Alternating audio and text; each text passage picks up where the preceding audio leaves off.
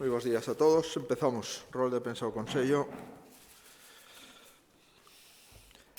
Empezamos, como sendo habitual, dando os datos actualizados da situación da pandemia da COVID na comunidade autónoma. Son 2.875 casos activos, dos cuales 41 se atopan nas unidades de cuidados intensivos, un 83% menos que no pico da pandemia. 163 están en hospitalización. Chegamos a ter, recordarán, máis de 1.200 persoas en hospitalización. Hoxe son 163 e os restos se recuperan nos seus domicilios. Hai xa 115.328 galegos que superaron a enfermedade e xa son 2.378 o número de persoas falecidas dende o pasado mes de marzo. Nas últimas 24 horas, 2 persoas. O noso agarimo ás súas familias. Falando de mortalidade, nos últimos 7 días se notificaron 7 falecementos por COVID. Sin dúbida, é unha cifra dramática, sigue sendo unha cifra dramática que a xente siga morrendo como consecuencia de unha pandemia, pero recordarán que houve días de 20, 25, na terceira onda chegamos a ter nun solo día, na segunda onda chegamos a ter nun solo día 34 falecidos. Neste momento levamos 7 falecidos nos últimos 7 días. Galicia sigue a ser a comunidade autónoma con menos mortalidade de toda España.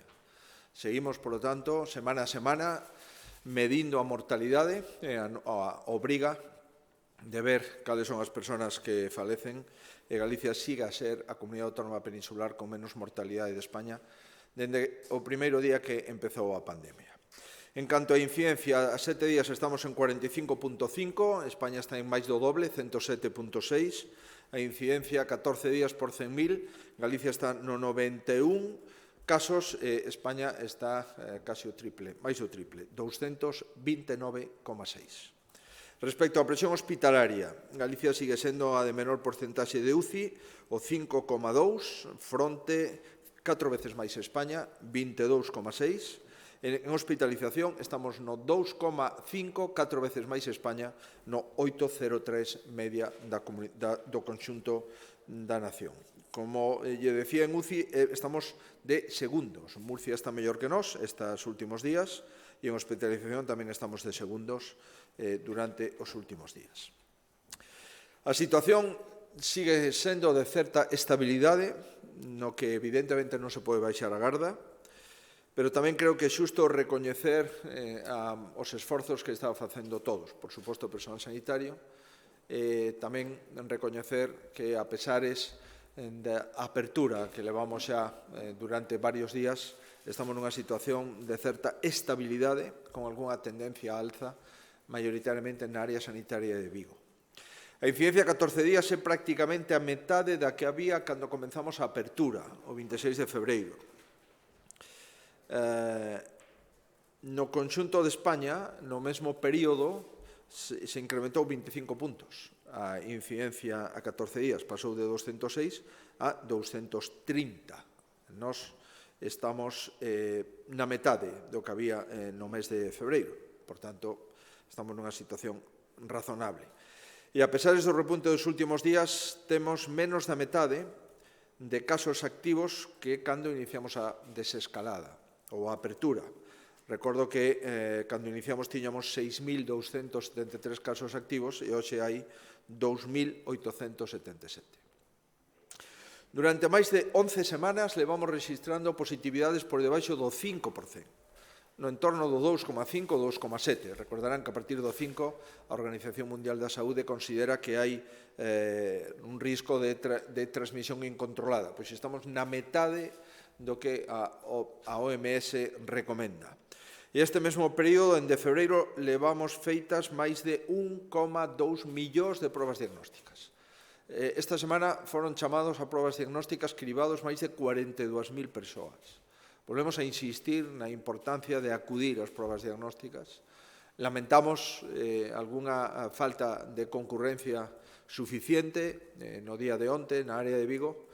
É certo que estaban chamados persoas xóvenes, pero tamén os xóvenes se contaxian coa cepa brasileira con maior facilidade.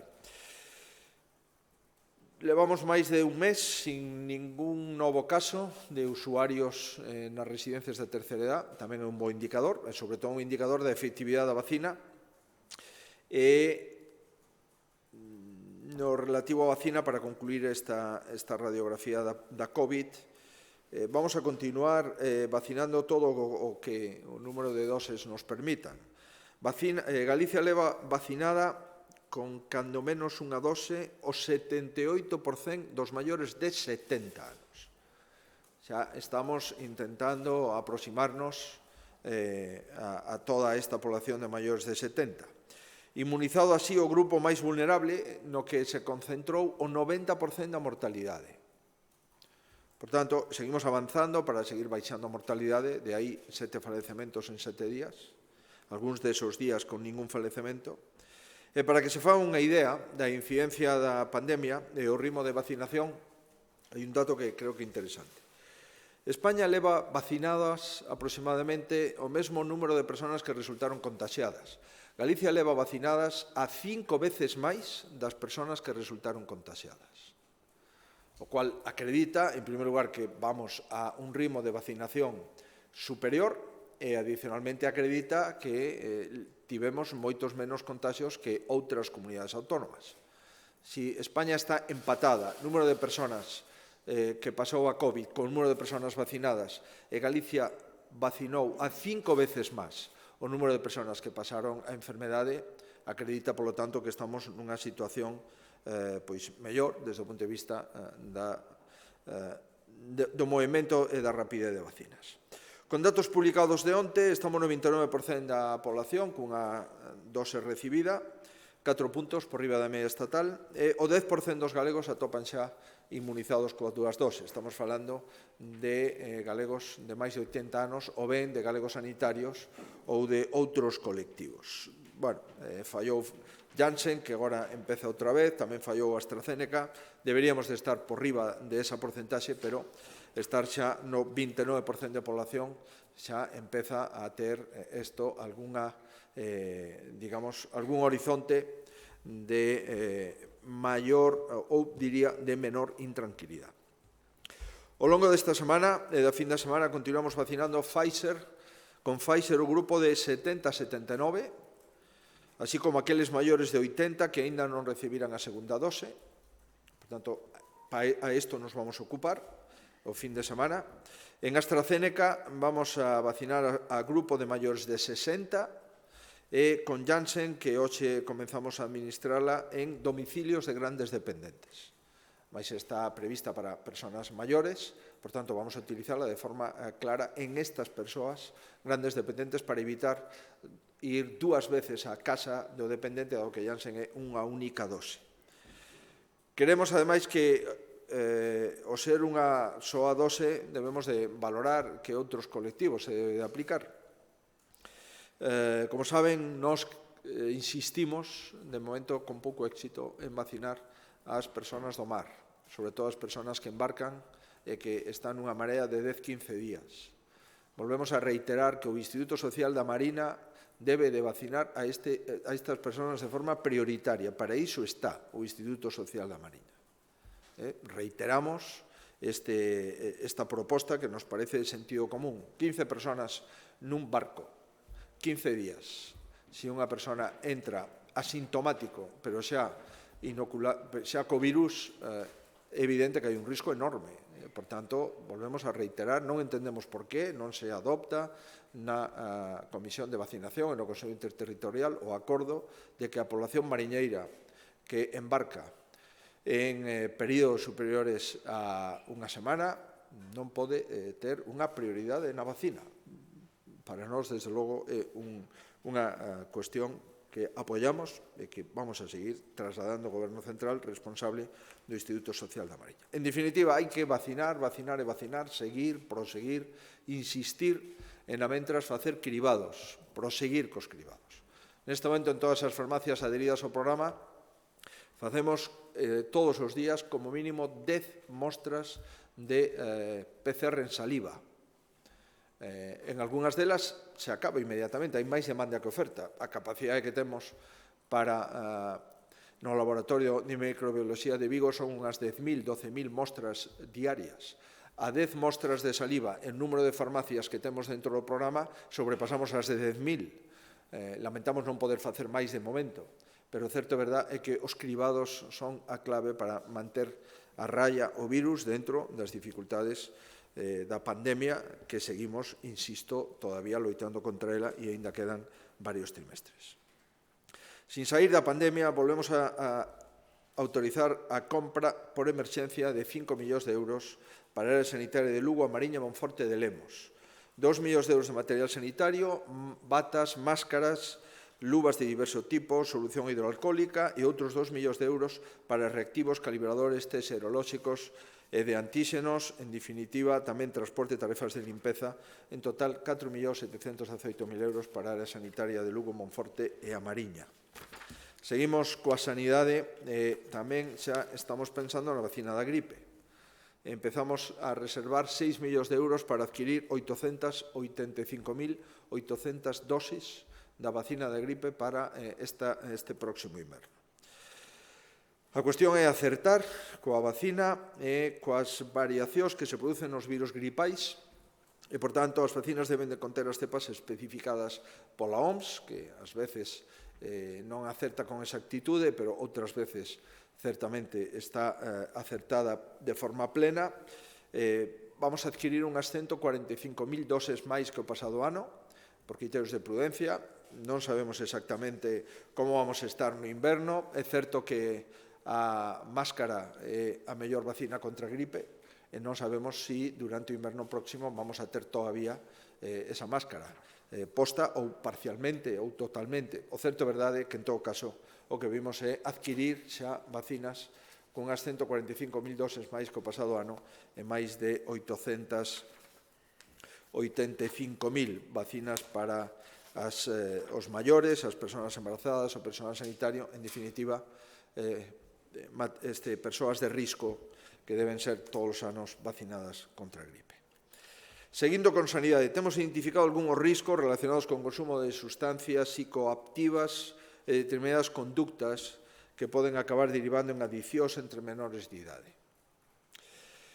Estos riscos son, como se poden imaginar, o elevado consumo de sustancias legais e ilegais por parte dos mozos e da precocidade deste colectivo no propio consumo, a incipiente problema ligado aos videoxogos e a rede, o emprego inadecuado das redes sociais e tamén conductas que se poden considerar de sustancias psicoactivas, decía ya anteriormente, por exemplo, o cannabis e derivados, as anfetaminas en todos os seus derivados, éxtasis e outros derivados sintéticos.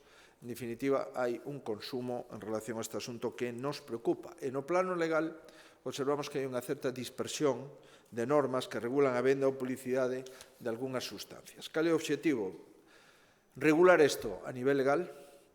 Abrimos un período de información pública para que todas as asociacións e colectivos que están ocupados, preocupados e que coñecen estes sectores, pois nesa consulta pública nos podan remitir propostas e este proxecto de lei de prevención de adiccións en menores de Galicia comeza a andar a partir desde xa. Abrimos o período de información pública e esperemos acertar nunha regulación non fácil. Hai unha serie de obxectivos: actualizar os criterios e principios que soportan as medidas de prevención das administracións, das organizacións, introducir limitacións á venda e suministro de consumo e publicidade de principais sustancias psicoactivas, volvo a reiterar, cannabis, derivados, anfetaminas e derivados. Terceiro obxectivo, adoptar medidas para superar certo clima de permisividade e normalización do consumo e tamén recoller medidas específicas de outras adiccións como as que se producen co mal uso das tecnoloxías digitais, os videoxogos, as redes sociais.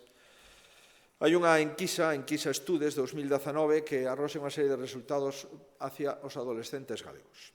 Adolescentes de 14 a 18 anos. O 72,5% consumiu alcohol algunha vez. O 35,9% tabaco e o 27,5% cannabis. Un 13% dos alumnos desta idade teñen un posible uso compulsivo de Internet.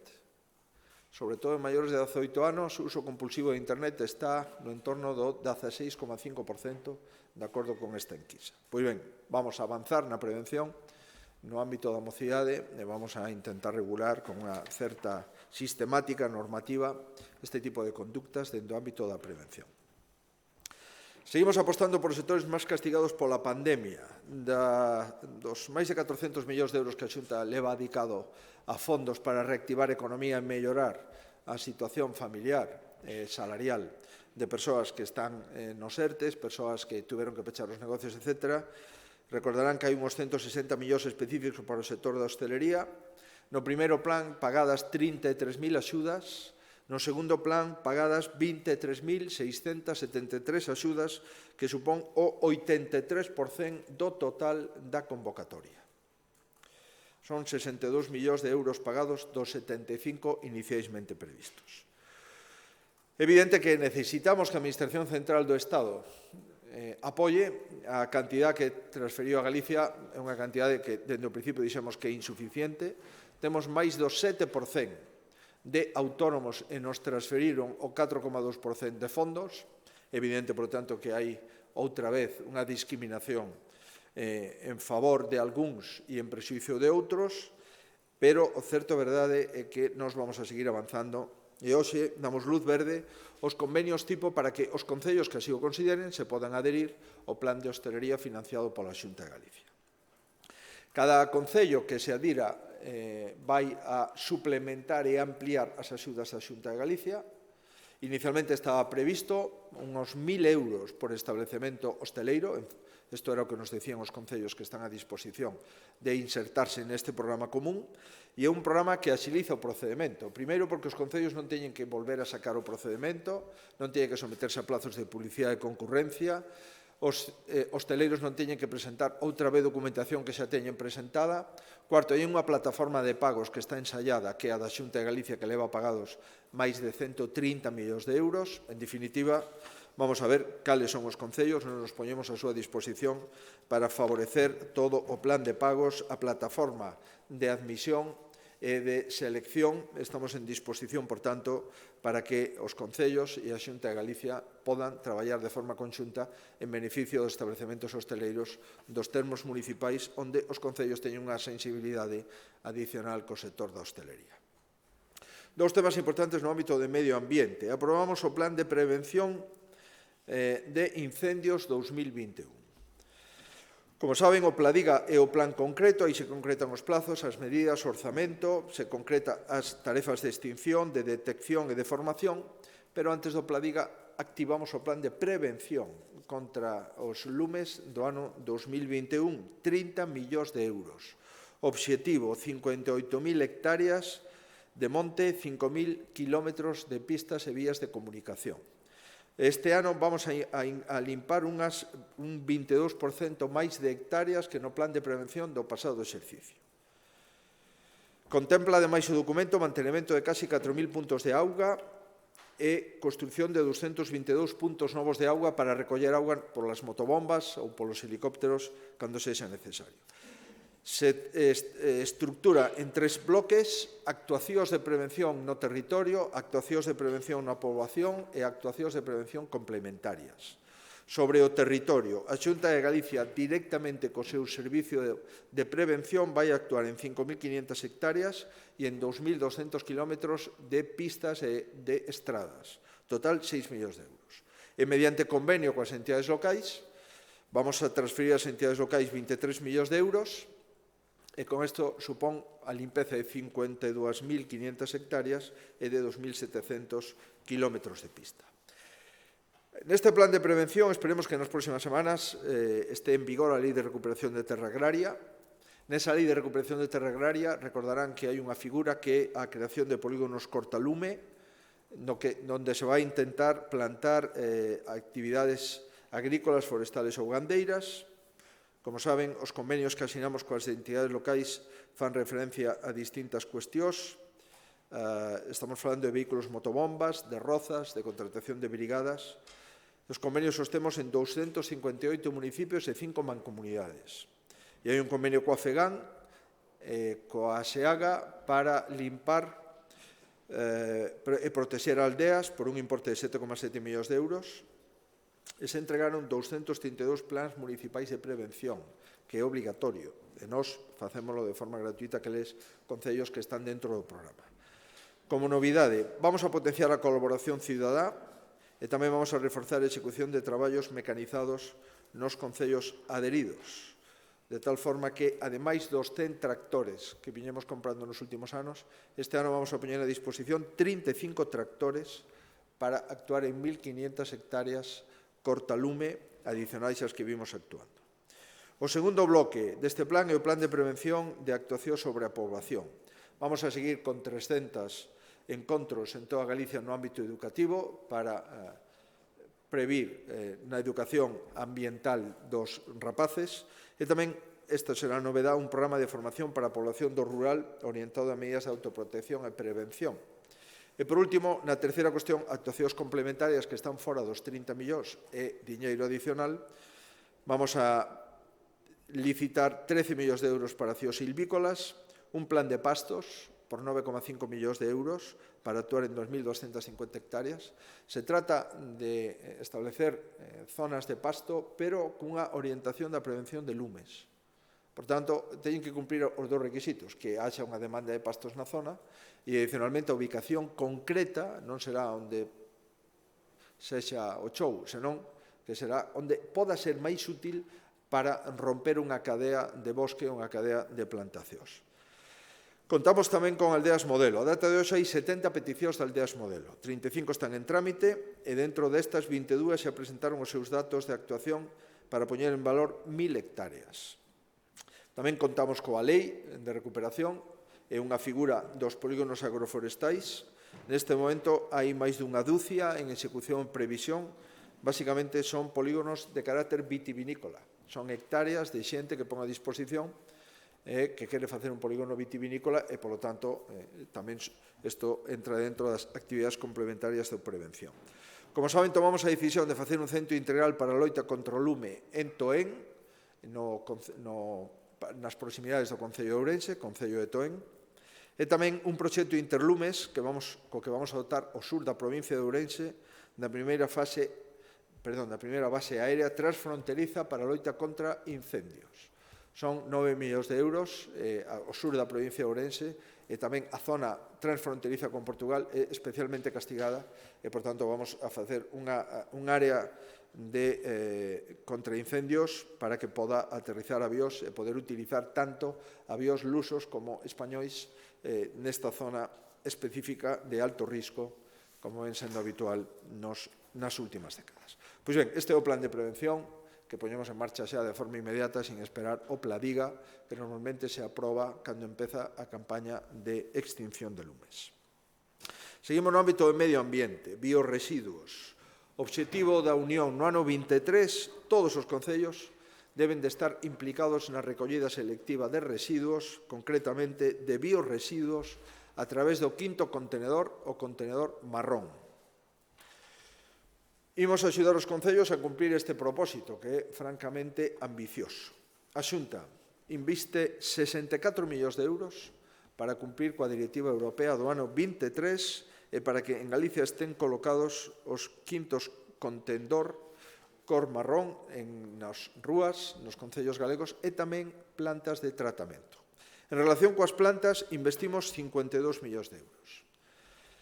As plantas serán de dos tipos, as plantas de biorresiduos e as microplantas e plantas de transferencia. Plantas de biorresiduos, 4 plantas. Unha delas xa funciona en Cerceda, onde está a base central de Sogama, xa está estando operativa para 18 concellos, e xa temos en licitación 3 plantas. Unha nova planta en Vilanova de Arousa, outra en Cervo e outra en Verín. Obxectivo, funcionando no ano 22. Con estas 4 plantas novas, vamos a dar servizo a 700.000 habitantes que viven en 85 concellos. E vamos a procesar nestas plantas novas, nestas 5, 46.200 toneladas anuais de residuos orgánicos. Seguimos avanzando. Microplantas e plantas de transferencia. Ademais de facer estas 4 plantas dedicadas exclusivamente a biorresiduos, vamos a transformar con 5 millóns de euros 5 plantas que xa temos: Curtis, Ponteceso, Cañiza, Río Torto e Alhama. E unha nova planta, esta de construción, ex novo, en C. Ademais, vamos a meter 2 millóns de euros para adaptar as 7 plantas de transferencias que xa están funcionando, que son Chantadas a Riavigo, Silleda, a Rúa, Narón e Porriño. Todo isto co obxectivo de que este funcionando no ano 22. Que logramos con esta resposta? Dar servizo a 295 concellos, 4 de cada 5 galegos. 280 dispoñen dunha planta de residuos ou de transferencia a menos de 50 km de distancia. Por tanto, ese contendor marrón se leva a menos de 50 km para que sexa tratado e que non teña que viaxar hasta Sogama, e que o compost se poda facer máis barato e máis preto dos lugares, que son todos os fogares, onde se produce. Nos quedan 15 municipios que non entran no radio dos 50 km. Son 11 na provincia de Ourense e 3 en Lugo. Son municipios pequenos, rurais, que normalmente o compost se adica basicamente á alimentación dos animais, e apostamos pola compostaxe individual e comunitaria nestes concellos. E tamén nos queda Ribeira, que é un concello de 27.000 habitantes, onde o concello está a habilitar a súa propia planta de transferencia. Por tanto, finalizamos no ano 22 todas as plantas. Somos das poucas comunidades autónomas, polo que nos dice o Ministerio, que ten xa prácticamente pechado o diseño desta nova exixencia medioambiental, e, ademais, dedicamos 12 millóns de euros para mercar 38.000 contedores marróns e 70.000 composteiros individuais e comunitarios. Por tanto, isto é unha axuda aos concellos para que podan poñer nas rúas este contendor marrón que complementa así os tradicionais que temos neste momento xa máis familiarizados. Ben, no turismo, aprobamos o Plan de Formación de Turismo de Galicia para chegar a 5.000 profesionais. Vamos a ofertar formación en idiomas, en xestión de empresas, en gastronomía sustentable, en calidade, en transformación digital. Hai 5.233 prazas, serán cursos de formación presenciais, híbridos ou online, creados cun portal de teleformación creado pola Escola Superior de Hostelería, e hai novos contidos. Hai un módulo orientado exclusivamente ao Camiño de Santiago, hai outras actividades para empresas e profesionais do sector turístico, e compre destacar que este novo plan incrementa un 86% as horas de formación. Que vamos a dedicar aquí? Vamos a dedicar dunha forma moi especial moito tempo á seguridade sanitaria. Vamos a intentar seguir formando os nosos profesionais do turismo na seguridade sanitaria e tamén despois en transformación digital. Estes cursos chegan a todos os colectivos: turismo inclusivo para guías, relación digital do cliente para axencias de viaxe, tamén cursos para hotéis, casas rurais, campings, albergues, etc. O obxectivo é que Galicia sexa un lugar seguro para pasar as vacacións, para pernoctar, un lugar seguro para vir e un lugar seguro para disfrutar das capacidades da paisaxe gastronómicas e tamén patrimoniais da comunidade autónoma. Sin abandonar os temas de formación, vamos a multiplicar por 4 a oferta de prazas de cursos para a xestión de fondos europeos de recuperación e resiliencia para os empregados públicos da comunidade autónoma. Vamos a incrementar a formación, mellor dito, a 330 empregados públicos que son os que están xestionando programas europeos e que xestionarán, espero, máis programas europeos unha vez que se repartan os Next Generation. Isto me parece importante. Ademais, o plan de formación da EGAP para o ano 2021 incide a través de teleformación, telepresencia e autoformación, e a estas modalidades destinamos o 93% das plazas disponibles, 31.469 plazas repartidas en 615 actividades formativas. Hai que recoñecer e agradecer a gran presencia e o gran seguimento dos empregados públicos dos cursos online da Administración de Formación da Xunta de Galicia, a EGAP. O 100% da formación online tivo un seguimento do 82% do alumnado. Ademais, se incrementou notablemente a telepresenza, que é a que mezcla a presenza en tempo real con a videoconferencia correspondente e a previsión que temos para o ano 2020, a previsión que tiñamos no ano 2020, implicaba impartir 81% da docencia en modalidades non presenciais, cifra que se incrementou ata alcanzar o 92% da actividade programada. Por tanto, fixemos máis docencia por este tipo de modalidades tecnolóxicas, e o certo é que o seguimento supera o 90% dos cursos, o cual acredita que os cursos por videoconferencia teñen máis presenza incluso que os cursos presenciais. E isto máis se mide de forma automática con maior facilidade. Ben, pois vamos a seguir incentivando os funcionarios públicos da Comunidade Autónoma e editamos a terceira edición dos premios aos empregados públicos innovadores. Hai moito talento instalado na Comunidade Autónoma. Hai dúas convocatorias, unha identificación de oportunidades e outra proxecto con temática máis innovadora.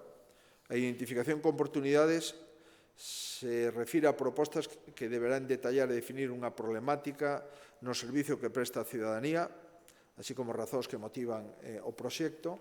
E depois, o proxecto con temática máis innovadora son proxectos innovadores xa realizados ou en curso, por tanto, que están probados. Quen se pode presentar? Todo o personal que traballa na Administración Xeral da Comunidade Autónoma e o sector público empresarial. Queda fora a docencia e a sanidade porque forman parte de administracións distintas. Hai un comité de avaliación que se encarga do examen da proposta. Os premios serán 2.000 euros a cada gañador e 3.000 se funciona o premio se otorga a un grupo de funcionarios. O ano pasado se presentaron 35 propostas e foron distinguidas dúas. Unha iniciativa de Augas de Galicia que se chama Innova Augas 4.0 e que conseguimos con esta iniciativa 7 millóns de euros de fondos. Por tanto, felicitacións ao personal e a persona que tutelou este proxecto. E outra tamén distinguida foi o Laboratorio de Consumo de Galicia, que busca excelencia na vigilancia do mercado, que fixe unha aplicación Zebra, que ten unha aplicación móvil para facilitar o traballo da vigilancia dos inspectores de consumo cando se adican a inspeccionar os mercados. Agradecemos o interese e o talento que pon a disposición aos funcionarios públicos, non só para cumprir o seu traballo, senón para innovar e mellorar o traballo da Xunta de Galicia. Vamos finalizando.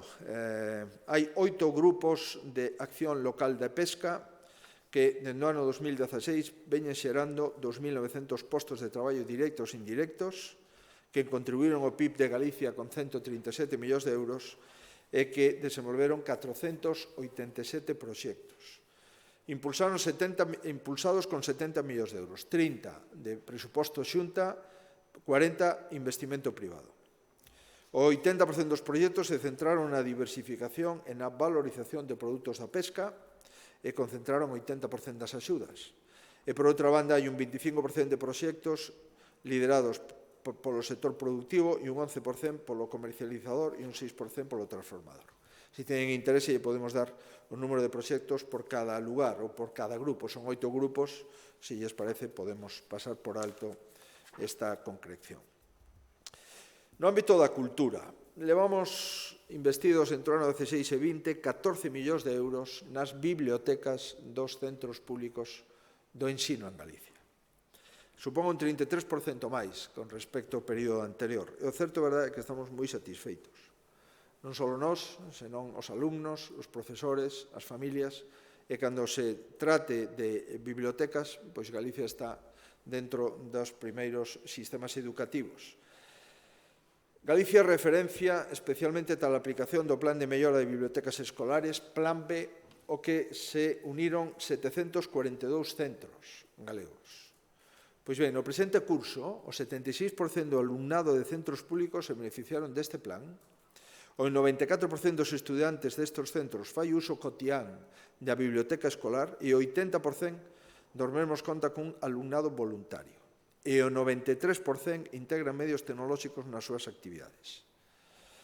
Dentro desta iniciativa pusimos en marcha o proxecto Bibliotecas LIA.2, que está integrado por 25 centros, cuxas bibliotecas funcionan como laboratorios de ideas. Non é só o lugar onde está os textos escritos, é o lugar onde hai recursos para a ciencia, onde se pode activar unha emisora de radio para o centro, onde hai recursos de robótica, impresión 3D, set audiovisuais. Por tanto, é un lugar onde a xente tamén vai a facer, por suposto, actividade audiovisual ou robótica, ou incluso periodística, mediática, a través das radios. Tamén hai bibliotecas inclusivas, fixemos un esforzo por mellorar o mobiliario e os equipos por 1,7 millóns de euros. Hai distintos programas, mochilas viaxeiras, envío de libros aos fogares para estimular a lectura das familias. E tamén contribuímos a mellorar a capacidade lectora dos alumnos, coa biblioteca creativa que está en 102 centros. Tamén no manexo de información co programa Radio, na Biblio, que xa contan 110 centros participantes. Por tanto, hai 110 centros que teñen unha emisora de radio e que producen programas cos alumnos e fan as reportaxes radiofónicas que consideren oportunas. En segundo lugar, abrimos as bibliotecas ao profesorado e as familias. Docentes desenvolveron máis de 1.100 accións formativas. E, por último, hai un aprendizaxe por proxectos, fundamentalmente a través do concurso de traballos por proxectos. No curso previo, 84% das bibliotecas promovía este tipo de métodos.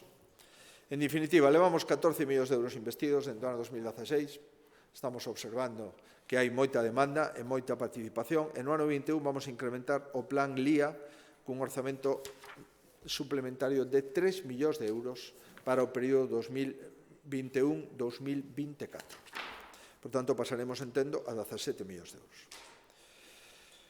Facemos un convenio coa Fundación Sálvora de Discapacidade que ten como obxectivo o exercicio da función tutelar a persoas con discapacidade intelectual. Duplicamos o importe deste convenio con esta fundación no ámbito de discapacidade.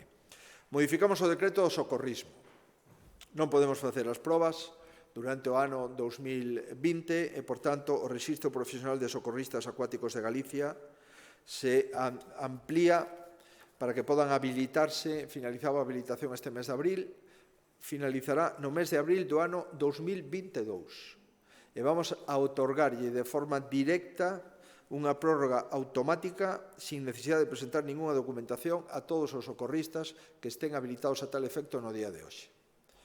Por tanto, vamos a modificar este decreto para facelo compatible coa situación que tuvemos o pasado verán, onde prácticamente non se pudo facer este tipo de formación e non se actualizou o Rexistro de Socorristas de Galicia.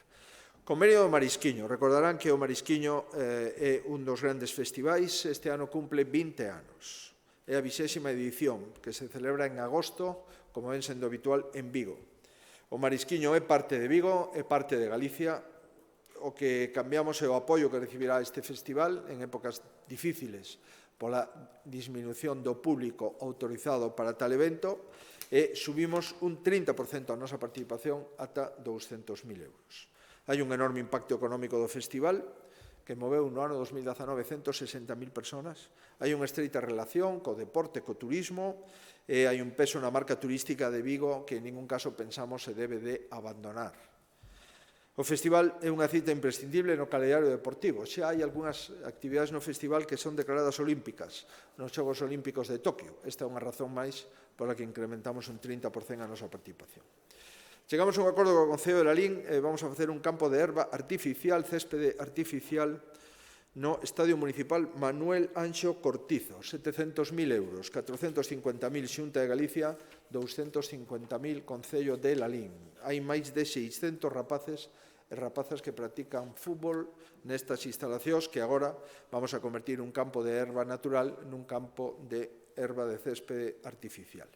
E tamén abrimos unha nova rúa que conecta dúas estradas no Concello de Salvaterra cun importe de 500.000 euros. A Xunta lle corresponde a expropiación e execución das obras, a expropiación dos terreos necesarios e a execución das obras e o Concello deberá realizar os trámites expropiatorios, redactar o proxecto e acometer os traballos que posteriormente esta rúa e as estradas que as conecta formarán parte do patrimonio municipal. E o mesmo, de outro xeito, no Concello de Vilamarín. na estrada Ourense 189 entre San Martiño e Pazos de Monte, 455.000 euros para mellorar a accesibilidade, a mobilidade dos veciños, renovar as beirarrúas das marxes de Pazos de Monte e na entorna do pretil do río instalarse protección peonil. Hai unha nova iluminación tamén deste tramo que humanizamos no Concello ourensán de Vilamarín. Ata aquí o Consello da Xunta quedou a súa disposición por se houber algunha cousa que suscite o seu interese. Moitísimas grazas. Por favor, presidente, podría darnos a súa opinión sobre a decisión do presidente do Goberno de España de non reunirse de novo cos presidentes autonómicos e máis sobre as declaracións da ministra de Sanidade sobre o certificado de vacinación dicindo que debe ser común para toda España? Non teño información se o presidente xa se nega a volver a falar cos presidentes autonómicos. Sería unha cousa moi sorprendente que en plena pandemia levamos tantos meses sin reunirnos e agora que empeza a diseñarse a España post-estado de alarma, que non coincide coa España post-Covid, senón que o estado de alarma se levanta antes de finalizar a Covid, sería bastante prudente reunirse para diseñar que vamos a facer entre todos, que seguridade xurídica vamos a ter, cal é a estrategia de xestión e organización da pandemia despois de levantar as restriccións, despois de que non pode haber toque de queda, nin peches perimetrais, nin outras decisións e medidas que tiñamos nos últimos meses. Sorpréndeme en todo caso e espero que o presidente rectifique, porque se os presidentes autonómicos queremos falar co presidente, o lóxico é que o presidente fale cos presidentes autonómicos, porque o que sí sabemos é que de momento o Goberno de España vai a seguir sin xestionar a pandemia. Por tanto, parece razonable que cando entremos nun nova escena legal para xestionar a pandemia descoñecida, con un vacío xurídico evidente, podamos ter unha reunión para diseñar ese momento post-estado de alarma e poder falar de cales son as actuacións, as coordinacións e a proposta que trae o Goberno de España para xestionar a pandemia sin legislación sanitaria. Creo, entendo eu, que deberíamos de ter esa reunión. En relación con, non sei se a decisión da ministra non sorprende moito en todo caso, porque a ministra levamos xa fai 15 días que falamos con ela bilateralmente, onte mesmo, conselleiro, unha conversa bilateral coa ministra, onde lle anticipamos que nós non solamente vamos a expedir, senón que non solamente estamos expedindo, senón que vamos a seguir expedindo os certificados de vacinación. A nadie discute que os nenos galegos teñen unha cartilla de vacinación, onde se apuntan as vacinas que reciben todos os nenos galegos. En Galicia, para entrar nunha escola infantil financiada con fondos públicos, é requisito acreditar que as vacinas están postas ao día. Por tanto, non solamente é correcto o que estamos a facer, senón que entendo que a maioría dos servicios de saúde empezarán a certificar as persoas que son vacinadas, que están vacinadas, onde estiveron vacinadas, cal é a vacina que se lle dispensou e o número de lote na primeira e na segunda dose.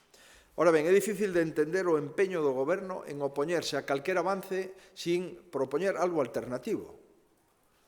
É curioso que cando as comunidades autónomas vamos avanzando e propoñemos avances que garantan a maior seguridade durante a pandemia, pois se opoñan a isto sin ningunha proposta alternativa.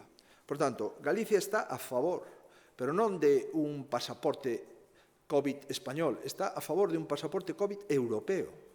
E debe haber, se é posible, un único modelo, que debería operar de forma interactiva nunha única plataforma, pero mentras isto non se construe, entendemos que as comunidades autónomas temos a obriga de expedir un certificado a unha persona que lle acabamos de dispensar as 2 doses da vacina. Non vexo que haxa ninguna contradición. Estamos de acordo que debe haber un pasaporte único, por suposto. Estamos de acordo que si é posible que sexa da Unión Europea, por suposto. Pero ata que eso non ocurra, a partir do mes de xuño, xullo, agosto, nós, desde o mes de abril, xa estamos dándolle a un galego o seu certificado de que está vacinado no centro, no laboratorio da vacina X e coa dose XX na primeira e na segunda en relación ao lote que foi dispensada a vacina. Por tanto, son varias as comunidades autónomas que temos anunciado e me parece que é unha discusión, dende logo que Galicia non vai a alimentar. Vamos a seguir dispensando o certificado e, entre outras cousas, creo que se un galego nos pide que lle certifiquemos que está vacinado, a nosa obriga é certificalo. Poñemos, por tanto, as nosas plataformas sanitarias, levamos traballando meses en isto non se improvisa. Eu lamento que o Ministerio non propuxera unha plataforma única para expedilo, esa é unha responsabilidade do Ministerio, pero se outros non traballan, que non penalicen os que traballan, porque senón estaría todo moi retrasado. E creo que os retrasos son os que sobran na xestión da pandemia. Sí, presidente, quería preguntarlle se cabe a posibilidade, tendo en conta o nivel de vacinación que hai no grupo de edade de 70 a 79 anos, coa previsión de chegada de doses de Janssen, que nun momento dado que haxa doses de Janssen que non teñan unha adxudicación, porque non hai un grupo de edade por debaixo de 70 anos ou grupos profesionais, como que mencionaba vostede. E, ademais, quería preguntarlle ou trasladarlle a inquietude de sectores, de colectivos da hostalería, que mañá, sobre todo nos restaurantes, teñen que ter xa instalados eses medidores de CO2. Parece ser que hai algúns problemas para adquirilos e ata listas de espera en algúns establecementos. Non sei se plantexan unha prórroga para que poidan mercalos. En relación con Janssen, con AstraZeneca, con Moderna, con Pfizer, e as que quedan todavía, Novavax e outras, pois evidentemente hai unha serie de incidencias que se producen, porque non é fácil facer unha xestión coordinada, que depende de moitísimos factores, pero certo é verdade que a súa pregunta é unha pregunta absolutamente procedente. Se as vacinas de Janssen están previstas para unha zona de idade, se vamos avanzando porque estamos inyectando Pfizer tamén nesas idades, que ocurriría no caso de que teñamos vacinadas coas dúas doses a todo ese colectivo de máis de 70 anos? É unha pregunta moi procedente. Hoxe comentábala no Consello da Xunta. Estamos esperando as respostas do Comité de Vacinación español e que entendo que este tributario, a súa vez, das respostas da programación de vacina da Unión Europea. De momento, as 8.000 que temos as vamos a dispensar en grandes dependentes, pero non sabemos tampouco cal é as previsións de entrega de Janssen para as próximos semanas, meses, e se están garantidas, e se a ficha do medicamento vai a ampliar a idade obxectivo, a idade diana desas vacinas. Insisto, de momento estamos gestionando e temos destinatarios para esas vacinas, pero esa pregunta ten que ser contestada en breve espazo de tempo, igual que ten que ser contestada a segunda dose da vacina de AstraZeneca, porque a principios do mes de maio hai persoas que necesitan esa segunda dose e aínda non hai un pronunciamento explícito. Se está facendo un ensaio clínico e esperemos poder chegar a esas semanas con algunha resposta. Hai tamén algunha posibilidad de ampliar un pouco máis de tempo a segunda dose de AstraZeneca para que finalice por completo o ensaio clínico. Esa é unha das cousas que tamén se está manexando, pero, en definitiva, para non crear máis incerteza, é moito mellor vacinarse que infectarse. E, por suposto, non hai ninguén, por lo menos na comunidade científica, que non estea seguro coas vacinas que neste momento están autorizadas. Pode haber algún criterio de prudencia ou de extrema prudencia ou de unha enorme dilixencia. Se pode dar a sensación de informacións pouco fiables ou incluso contradictorias. Eu creo que sí. Eu creo que sí. Pero lle podemos asegurar a todos os cidadáns que están convocados hoxe, mañá, o fin de semana e todos os días, que as vacinas que estamos dispensando son o remedio único e o remedio seguro contra a pandemia. Non hai outra posibilidad, nin outra orientación. Pero, en fin, lamento non poder contestarlle con exactitude porque sería unha improvisación pola miña parte. E en relación se hai algún establecemento hosteleiro que ainda non ten o medidor de CO2, pois entendo que se pode acreditar que ten o pedido feito, o lóxico é que non haxa problemas coa inspección, pero tamén é certo que temos que poñer un prazo, e tamén é certo que a maioría deles os teñen, pero non creo eu que se a un inspector se lle dá como réplica ou resposta que fun a estos sitios, non hai ningún, estou tramitando e estou en lista de espera neste sitio, non creo que haxa problemas especiais se cumpre o resto, evidentemente, se cumpre o resto das cuestións.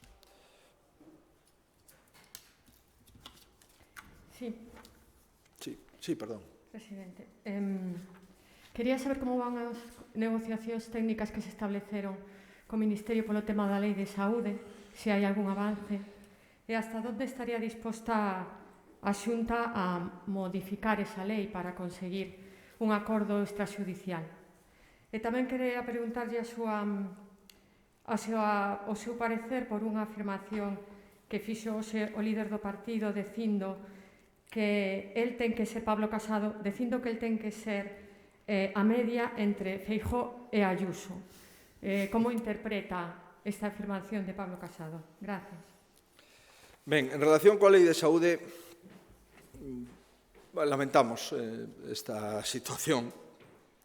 Ao final, nos enteramos a través do Tribunal Constitucional que parágrafo había sido recurrido. E temos un parágrafo recurrido. Por tanto, non é toda a Lei de Saúde. É un apartado da Lei de Saúde. O resto da Lei de Saúde non está para nada e está en pleno vigor.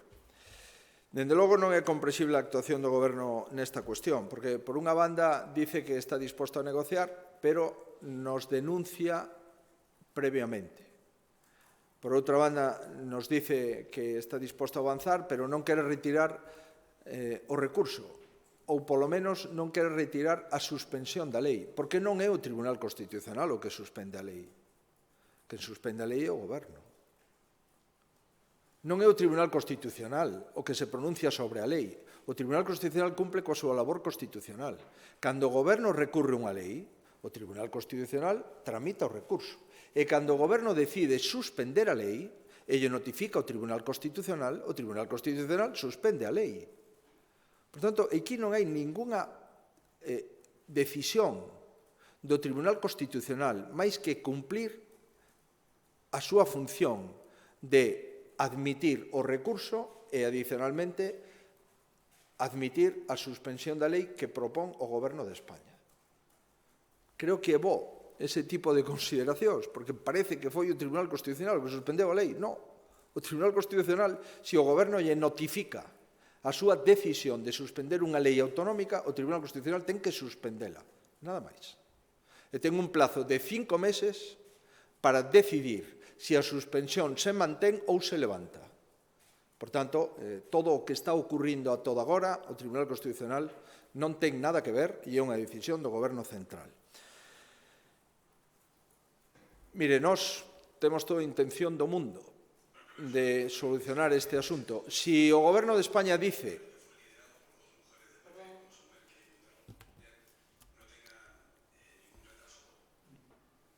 quería escoitar o parágrafo da pregunta que me fixo a compañeira de ben, en relación con que posibilidades temos para chegar. Si, o problema é que o Goberno Central dice que a Xunta de Galicia sinala na lei que a vacinación é obligatoria, xa lle digo que non hai pleito. Porque na lei non se dice en ningún momento que a vacinación é obligatoria. Se ese é o problema, xa lle digo, non hai ningún pleito, porque nós aínda non perdimos o xuízo. E sabemos perfectamente que unha comunidade autónoma non ten competencias para obligar a ninguén a vacinarse no ámbito da COVID. Por tanto, deixémonos de cuestións deste tipo, volvo a reiterar, sorpréndeme moito que cando unha comunidade quer avanzar, resulte que en vez de facilitar ese avance, se torpedee. Cando unha comunidade quere encher parcialmente un vacío legal como consecuencia da lei, da ausencia de leis da pandemia, se lle suspenda. Cando unha comunidade fai algo tan elemental como certificar que unha persona se lle fixo unha proba, usted ten dereito o informe médico cando visita un médico.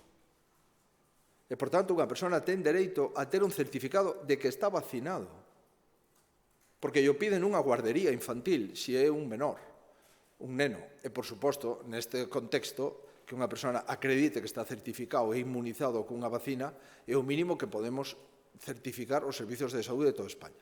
Eu lamento que non haxa un modelo único de certificación, lamento que non haxa unha plataforma única para que o Sergas non teña que construir unha específica, lamento todo isto, pero se esperamos a isto, evidentemente, non facemos certificados de vacinación ata que finalice o proceso de vacinación. Por tanto, Galicia vai chegar, dentro de pouco, a 1 millón de persoas vacinadas coa primeira dose. E isto non se pode decir, molesta a alguén? Ben, por tanto, vamos a ver se somos capaces de que se nos diga de que somos acusados para poder presentar as nosas alegacións. Tivemos unha reunión, o asesor xurídico da Xunta, o xefe da asesoría xurídica, unha reunión co abogados de Estado do Ministerio, e a verdade é que salimos bastante satisfeitos da reunión, porque o que se nos dice é que nós podemos adoptar esas decisións que establece a lei, pero que hai dudas de que as podamos regular. Bueno, vamos a ver exactamente de que se nos acusa para poder seguir.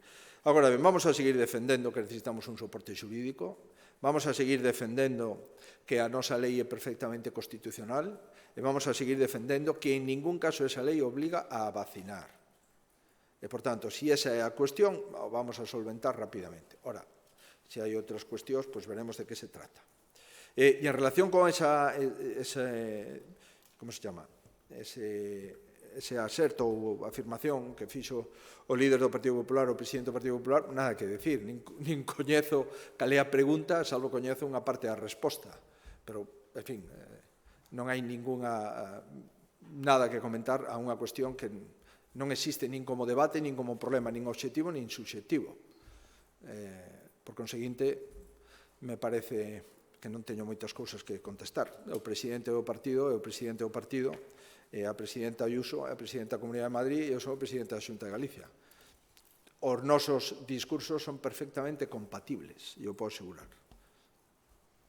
Sí, presidente, un matiz sobre a Lei Galega de Saúde. Estaría disposta, en todo caso, a Xunta de Galicia a retirar ese parágrafo en cuestión, ese parágrafo recurrido polo Goberno Central? Despois tamén lle quería preguntar sobre o paso de Meirás se cree que o Goberno Central debe recurrir canto antes o fallo que dá razón aos Franco e que os sitúa como propietarios dos mobles, do mobiliario que hai no pazo. E unha última cuestión, porque vostede antes fixo referencia a porcentaxe de vacunados entre maiores de 70 anos, cifrou no 78%, o actual ritmo de vacunación, cando cree que podería chegarse ao 100% nese colectivo, e si cree que serán capaces de conseguir o obxectivo de que os maiores de 60 anos estén vacunados cunha soa dosis, polo menos, a mediados do mes de xuño, como dixo ante o conselleiro. En relación coa lei, remítome o que lle trasladei a súa compañeira. Nos necesitamos concreción. Xa sabemos, por fin, o parágrafo que foi obxeto de recurso. Por tanto, non foi recurrida e anulada desde o punto de vista de suspensión a lei. É un parágrafo de un artigo. Todo o demais sigue plenamente vixente, non é obxeto de debate. E en relación con ese parágrafo, solamente tivemos unha reunión. Nós estamos a disposición. Si a cuestión é que quede claro que o tempo do verbo que se utiliza ou a expresión utilizada nun apartado X e que pode dar lugar a interpretar que a vacina en Galicia é obligatoria, por suposto que estamos dispostos a concretar o tempo do verbo e a explicar o que se considera oportuno, porque non é así, nin foi así, e ustedes ademais son testemunha directa de que ao principio dixemos que a vacina da COVID en Galicia non sería obligatoria. En primer lugar, porque non podemos dictar esa disposición. E, en segundo lugar, porque non hai ningunha autoridade sanitaria española nin europea que poda obligar, de momento, a ningún ciudadano a vacinarse coa COVID. Por tanto, non podemos nos obrigar aquelo o que non temos competencias para obrigar. E o dicimos de forma directa. Hai outras cuestións, vamos a velas, volvo a reiterar. é que empezamos a falar fai moi pouco tempo. Se hubiéramos falado antes de presentar o recurso, que sería o lóxico. O lóxico, nunha pandemia, se unha comunidade autónoma lexisla sobre un tema sanitario, é que automáticamente sea chamada para decir, oye, vamos a sentarnos, vamos a dialogar, y nosotros no entendemos esto, y nosotros se lo explicamos. Eso sería lo lógico. Ahora, decir que hay una cogobernanza, y resulta que una ley para la gestión de una pandemia se recurre y además se pide la suspensión de la misma, sin hablar, sin conectar, sin concretar, sin avisar a una comunidad autónoma, hombre, yo creo que ese tipo de denuncia es una denuncia que no nos merecemos, pero ni la comunidad gallega ni ninguna otra comunidad autónoma. Si además se están gestionando leyes en el Parlamento de Euskadi, en el Parlamento de Aragón, si además alguna comunidad autónoma que pueda hacer reales decretos convertidos en leyes directamente por el Gobierno ha gestionado y ha dictado alguna norma en relación con la pandemia y ninguna de ellas fue recurrida, vamos a ver, insisto, lo que le puedo asegurar es que desde el punto de vista jurídico nosotros estamos bastante tranquilos en relación a lo que hemos legislado, pero tampoco tenemos ningún interés en mantener un pleito si es que el Gobierno no tiene interés en mantenerlo, que esa es una cuestión que tendremos que enfocar. En relación coa porcentaxe a data concreta das dúas doses de maiores de 70, quero ser prudente en relación a este asunto, porque, como digo, estamos todavía nunha situación de indefinición e de falta de concreción exacta do número de doses que vamos a ter. Nos, as doses que vamos a ter, as sabemos o luns de cada semana. E aí podemos certificar. Estas entraron en Galicia e a partir de aí programamos con exactitude. O noso objetivo é o que vostede di. O objetivo é ter o 100% da población maior de 60 anos como mínimo cunha dose posta a 30 de xuño. A maioría, por suposto, eu creo que a totalidade de máis de 70 anos estará con doble dose a 30 de xuño.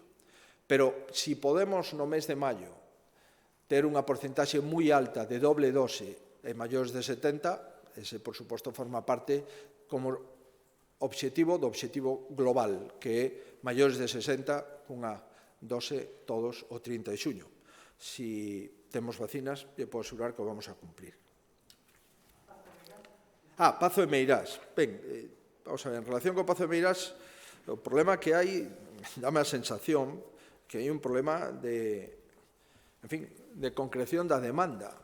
Se a demanda é recuperar a propiedade dos predios do inmoble, é distinta que recuperar a propiedade de todos os mobles que conforman o pazo. Me dá a sensación que probablemente, o mellor, esa demanda adolecía de concreción no que se refire aos mobles. No que se refire ao que máis se preocupa a Xunta de Galicia, que son as estatuas do Mestre Mateo e a Biblioteca de Emilia Pardo Bazán. Están declaradas BIC. E, por tanto, esa supón unha absoluta protección. E calquera actuación, decisión sobre as estatuas Mestre Mateo ou a Biblioteca de Emilia Pardo Bazán necesita autorización da Xunta de Galicia. Isto é o que a nós nos incumbe. En segundo lugar, aquela parte dos mobles, das baixelas, das alfombras, das lámparas, que o Goberno central considere que proveñen de patrimonio nacional, entendo que o lóxico é reclamarllas. Pero, insisto, neste momento estamos vendo coa Avogacía do Estado, me dá a sensación que isto non é recurrible, pero si se pode iniciar un novo pleito en relación cos mobles. Vamos a ver exactamente que é o que propoñen. Dende logo, que se refire aos PICs, nos ocupa e nos preocupa de que eso non pode haber ningún acto de disposición e ten absoluta protección e calquera decisión necesita autorización da Xunta de Galicia. Eso está así, por tanto, vamos a cuidar especialmente. Se hai algún outro moble de patrimonio nacional, eso xa lle corresponde á Avogacía do Estado tomar posición e decisión ao respecto. Sí, boas tardes. Eu quería preguntarlle porque onte falou da posibilidade de utilizar fondos europeos para un traslado de ENCE. ENCE veu dicindo estes anos que non vía viable ese traslado, así que quería lle preguntar se lle consta un cambio de opinión na postura da empresa. Y sí, ¿qué tipo de fondos podrían ser esos fondos europeos para apoyar este traslado? Si sería un proyecto Next Generation, por ejemplo, o no. Y siguiendo con Next Generation, quería preguntarle porque entregaron no Parlamento o listado dos proxectos públicos. E nesa lista hai proxectos que xa están en marcha, plantexados e demais, incluso con algún con orzamento da Xunta.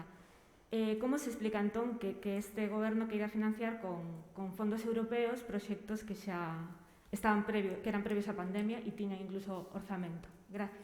Por exemplo, ten vostede aí... Pois, por exemplo, o CHOAC, a ampliación do CHOAC, a cidade das TIC da Coruña, hai algún outro? Ben, en relación con ENCE, a nosa postura é unha postura coñecida. Nos entendemos que esa factoría non se pode pechar dentro de 15 días, nin dentro de 15 meses, nin cando entre en vigor a Lei de Cambio Climático. Esa factoría non se pode pechar porque ten miles de postos de traballo, directos, indirectos, en 5.000 familias que venden madeira todos os anos a ENCE. Decenas de camioneiros que entran e salen todos os días da factoría, a maior parte do tráfico do Porto de Marín é a única pastera que hai na comunidade autónoma e a comunidade autónoma ten capacidade para ter 2 pasteras instaladas na comunidade, no ámbito territorial da comunidade. Portanto, esa é a nosa postura. É coñecida a nosa postura. E engadimos, desde fai moito tempo, dixemos que a ubicación de ENCE na ría de Pontevedra non é a mellor ubicación. E que sempre está a posibilidad, se atopamos lugar e, sobre todo, se atopamos fondos, para trasladar esa pastera. E, por conseguinte, no contexto de fondos europeos, se hai algunha posibilidade de destinar parte para esa transferencia ou ese traslado e, adicionalmente, a empresa ten capacidade de investimento propio para facer o traslado, nos apuntaríamos, sin dúbida, a colaborar e buscar unha saída co resto das administracións públicas. Pero por ese orden. Porque pechar ENCE e despois pensar que facemos, eso non.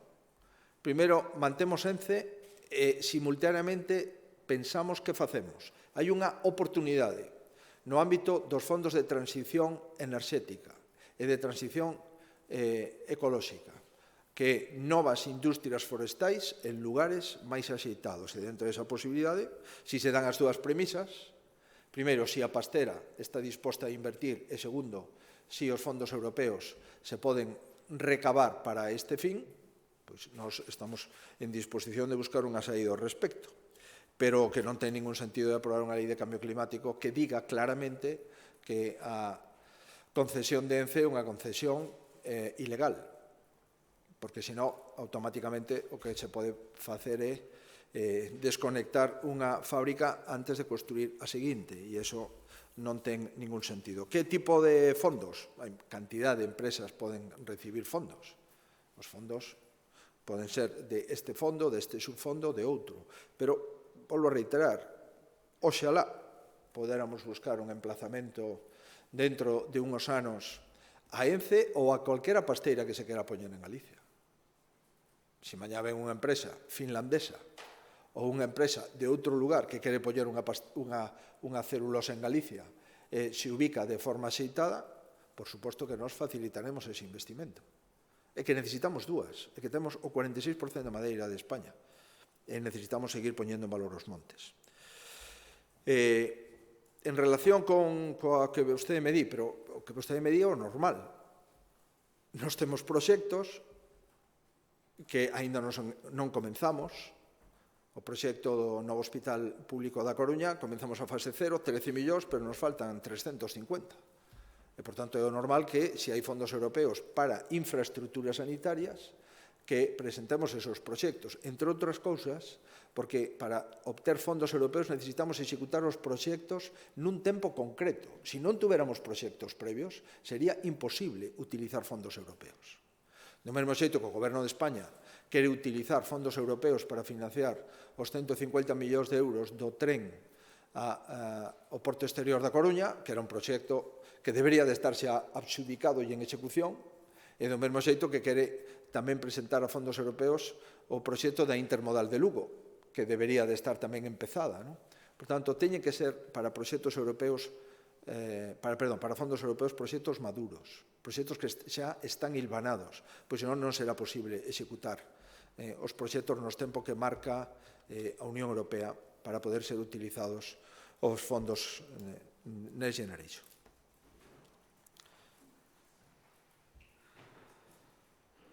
Sí, bons días.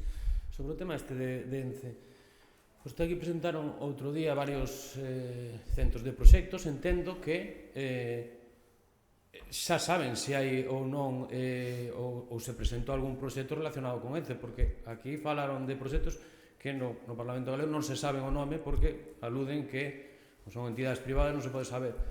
Creo entender que ten que haber algún fondo xa pedido polo que está dicindo aquí agora vostede. E se ese fondo se adiante, en teoría, se podría trasladar a empresa.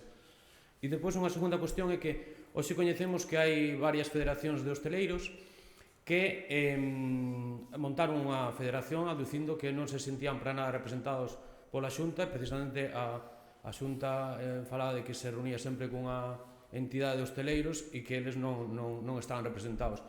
Piden unha reunión con vostede xa urxente. Vai manter esta reunión con eles? Gracias. Vamos a ver, evidentemente, se houbera un proxecto de traslado de ENCE, nós faríamos público. ENCE non solicitou nin presentou ningún proxecto de traslado a fondos europeos. Insisto, non presentou absolutamente nada. Nós presentamos un proxecto no ámbito forestal moi potente que é o proxecto da fábrica de produción de fibras textís, non de celulosa de papel. Por tanto, ENCE non presentou ningún proxecto. ENCE o que ven dicindo, non ten máis que ler os xornais que se dedican e as radios a transcribir o que dicen, é que eles non queren salir da ría de Pontevedra. Nós o que si decimos é que a nós non nos gusta esa ubicación, non é a ubicación perfecta, sabemos perfectamente que o óptimo sería atopar unha fórmula para facer unha pasteira noutro lugar e que se hai fondos e hai investimento privado, nós traballaríamos co resto das administracións públicas para buscar un emplazamento. A nosa postura é coñecida. Hai uns que dicen ENCE ten que pechar xa, postura tradicional do nacionalismo. E hai outros que decimos a nós non nos gusta a ubicación de ENCE, pero ENCE non pode pechar na mentras non haxa outra pastera de papel, de pasta de papel, que utilice e que se ubique no territorio da Comunidade Autónoma. E neste momento de crise, aínda menos. Se é un momento inoportuno para xogar con miles de empregos e miles de familias no ámbito da venta de madeira, é este. Por tanto, se hai fondos europeos e o goberno que é o que decide, o goberno pode decidir perfectamente que deixa unha partida de fondos con cargo ao Ministerio de Transición Ecolóxica, con cargo ao Ministerio de Industria, con cargo que consideren oportuno, para ubicar unha pasteira en Galicia, se o decide o Ministerio, nós traballaremos co Ministerio en tempo real. Ora, se o Ministerio único que fai unha lei de cambio climático para decir que aquelas concesións que non estén definitivamente outorgadas non poderán en ningún caso manter os seus emplazamentos, comprenderá que eso é un parágrafo destinado exclusivamente a ENCE, porque a concesión de ENCE está xudicializada e, polo tanto, non está definitivamente outorgada, porque está xudicializada.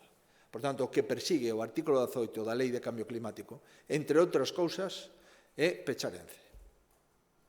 E nós nos opoñemos a un peche inmediato de ENCE, non nos opoñemos a un traslado no que pode haber fondos europeos e, por suposto, investimento privado. Non vamos a regalar un traslado ao 100% a unha compañía, porque eso non ten cabida, na miña opinión, nos fondos europeos, nin na política económica do Goberno Central, nin, por suposto, o da Xunta de Galicia. En relación con que se a Xunta representa ou non representa os hosteleiros, non, a Xunta representa os cidadáns de Galicia. E as federacións de hosteleiros se representan a si mesmas. Hai 4 federacións, a Coruña, Lugo, Ourense, Pontevedra e creo que Vigo. O de Vigo creo que tamén representa a Pontevedra. Pues, si teñen algunha diverxencia interna, Pois non teño moito máis que engadir, pero nos sentamos cos representantes das federacións provinciais da hostelería. Si mañá na Mariña Lucense, ou en Santiago, ou na Costa da Morte, ou na comarca de Monterrey se fai outra federación de hostelería, comprenderá vostede que entón o que estamos é dinamitando o sector para que non teña unha representación, senón para que este sector sexa un sector sin representación, e creo que eso non é bo para o sector. Pero, en fin, eso é unha cuestión que non depende de nós. Temos unha pregunta de videoconferencia, presidente Daniel Domínguez, de Faro de Vigo. Escoitame, presidente. Sí, perfectamente, Daniel.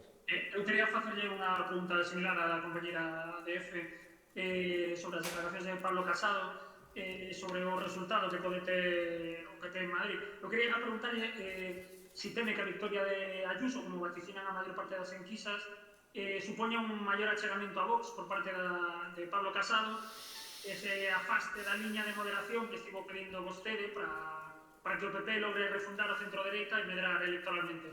Gracias. Eu que temo é que non gane a presidenta Ayuso.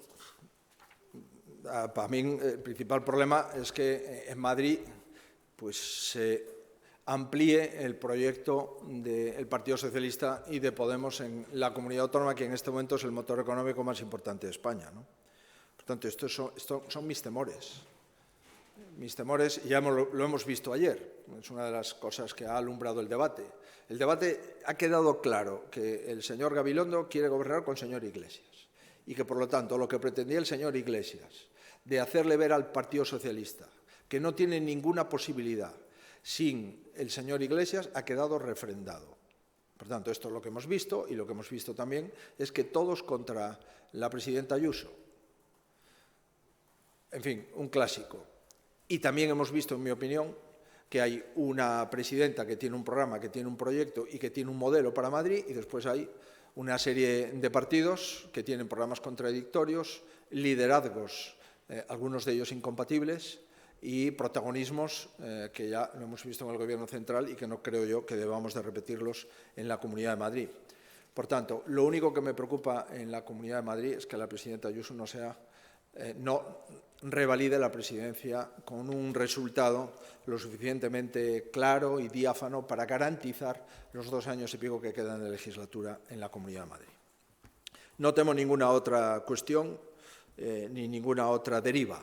Lo que me preocupa, reitero, es que tengamos ahora Iglesias gobernando en la Comunidad de Madrid y en el Gobierno de España. Eso, la verdad es que no sería muy interesante para los intereses de los españoles en su conjunto y de los gallegos en particular, porque al final no nos olvidemos.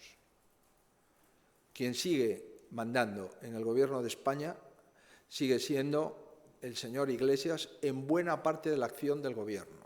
Y si ahora también manda en la Comunidad de Madrid, entonces su autoridad y su poder se multiplicaría. Tendría la comunidad autónoma más potente desde el punto de vista económico de España y el Gobierno de España por personas interpuestas. Comprenderá que eso es mucho poder para el señor Iglesias y muy poco interesante para el conjunto de los ciudadanos. Y ya no le cuento los gallegos, en el que el señor Iglesias aquí, de momento, no ha conseguido cosechar éxitos electorales en las pasadas elecciones del mes de julio. Por tanto, es una comunidad que no entra en el radar de los intereses del señor Iglesias. Sí, y última pregunta que nos trasladan vinculada con esto. Alerta Digital dice que Ayuso parece que puede abrir la puerta de Moncloa al Partido Popular con un mensaje sencillo: dejar trabajar. ¿Cree usted que el 4M será un antes y un después para el Gobierno de España? No me gustaría hacer previsiones de hechos futuros y complejos. Lo que sí me gustaría era que la presidenta Ayuso ganase las elecciones. Creo que eso es bueno para Madrid y para España, y por tanto para Galicia. A partir de ahí, si le parece, a partir del 5 de mayo vamos hablando. Pero la clave es conseguir esa mayoría, que no es fácil, pero es posible. Que parecía imposible hace unos meses y que ahora parece que las encuestas todas coinciden en acreditar que eso es una posibilidad demoscópica confirmada. Digo demoscópica. Otra cosa es lo que ocurre en las urnas. Y la presidenta sabe perfectamente, lo ha dicho, en público, y me lo ha dicho en varias ocasiones, sabe perfectamente que no se puede dar un voto por perdido y que hasta el final, hasta el último instante, esa mayoría estable en Madrid no se consigue hasta que abran las urnas a las 8 de la tarde y hasta que a las 10, 10:30 de la noche tengamos los resultados electorales. Por tanto, no puedo más que desearle los éxitos que creo que merece, y no puedo más que desearle al pueblo de Madrid la misma estabilidad que tiene el pueblo gallego. Creo que invertir en estabilidad política en momentos de incertidumbre sanitaria y económica es una inversión, sin duda, para todos los ciudadanos, que acreditará su rentabilidad en las próximas semanas, cuando tengamos una presidenta, un gobierno, un parlamento estable y 2 años y pico de estabilidad hasta finalizar la legislatura. Muchas gracias. Seguimos.